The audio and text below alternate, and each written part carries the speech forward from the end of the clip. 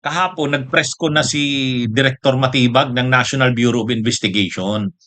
Inanunsyo niya na sa Friday magpa-file na siya ng kaso laban kay Mike Defensor at sa asawa nito at sa anak, no? Ay ang ginawa ni Mike Defensor, nag-live kahapon, nag-Facebook live. Sinagot ngayon si Matibag, tinawag itong bobo at tanga. Sabi ni Mike Defensor, huwag kayong maniwala diyan kay Matibag. Tanga at bobo yan. So ang ginawa ngayon ni Director Matibag ng NBI, nag-press con uli ngayon. Katatapos lang mga kabunyog, mga kababayan. Talagang niladlad na ngayon, nilabas na lalo ni Director Matibag ang mga ebidensya laban kay Mike Defensor. Ay sinagot na ni Matibag yung banat sa kanya ni Defensor, Kasi sabi ni Mike Defensor kahapon, huwag kayong maniwala dyan kay Director Matibag. Tanga at bobo yan. Ganun talaga yung ang sama talaga ng binitiwan ng mga lingwahe kahapon ni Mike Defensor. Ang tawag kay Matibag, tanga at bobo. Pero ngayon, sinagot na yan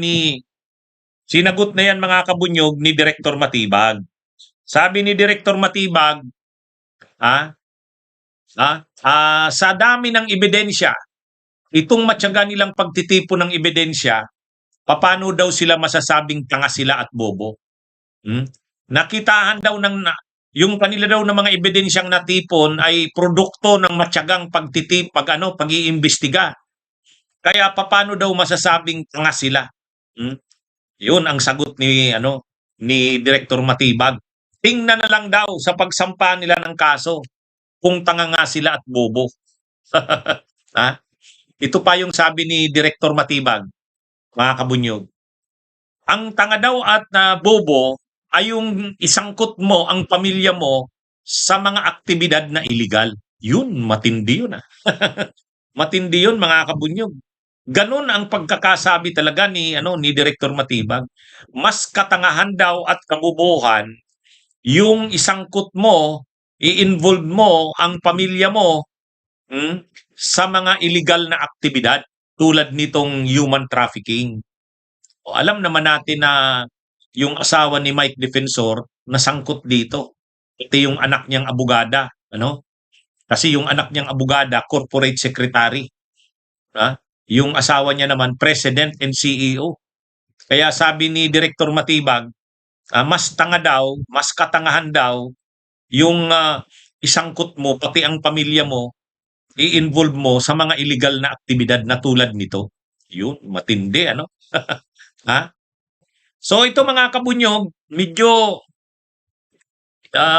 matindi rin yung mga sagot o resmack ni Director Matibag kay Mike Defensor.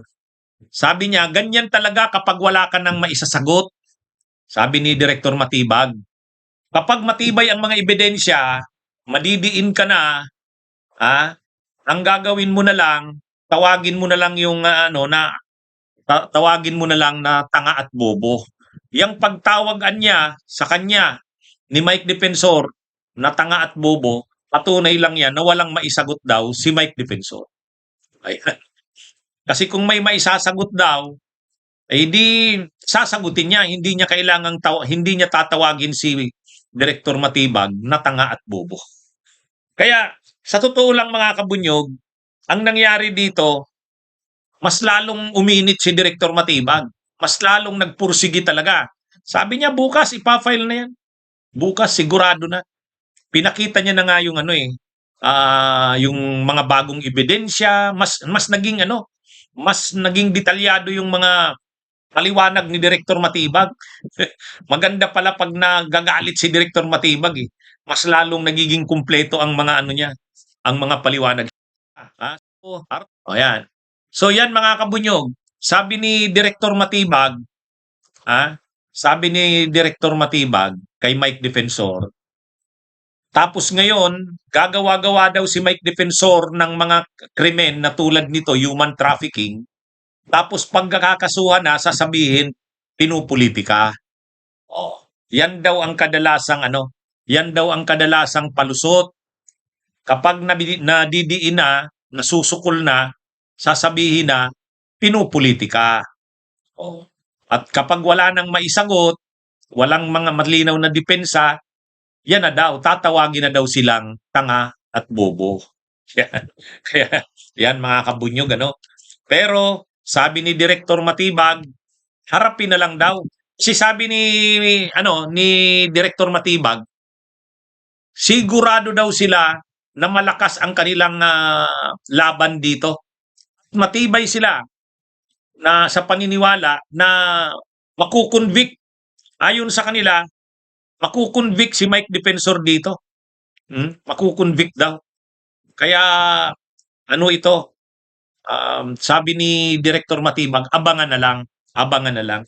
Ayaw niya na daw patulan yung pagtawag sa kanya na tanga at bobo, pero basta't hintay na lang daw itong ikakaso nila bukas. Okay? So yan mga kabunyog, mga kababayan. Ha? Abangan nyo uli bukas. Hindi pa kasi pinangalanan ni Direktor Matibag kung sino-sino talaga yung kakasuhan. Yung mga ano lang, pinangalanan niya lang si Mike Defensor, si Julie Defensor, yung asawa, at saka yung anak na si Attorney Micaela Defensor. Yung iba pa, kasi mayroon pa daw mga kakasuhan na iba. Hindi niya pa pinangalanan. Bukas daw. Kaya malalaman natin bukas, kaya abangan nyo yan mga kabunyog, kung sino pa ang iba. Kasi may mga officers, may mga officers at directors yung yung korporasyon. Korporasyon kasi ang nakapangalan na may-ari. Korporasyon. Kaya ano daw ito mga kabunyog? Yan Cliff Point. Cliff Point Development Corporation. Kaya yan yung korporasyon. Pero may mga officers yan. Kakasuhan yung mga officers ng corporation. Kung sino-sino yon bukas natin malalaman. Kaya abangan nyo mga kabunyog bukas. Ngayon, Bunyog, bunyog, halikan na kasama ka. Bunyog, kapag buklod ay may pag-asa. Luzon, Visayas, Mindanao, isa ang pananaw. Sa bagong Pilipinas ang bunyog isisigaw.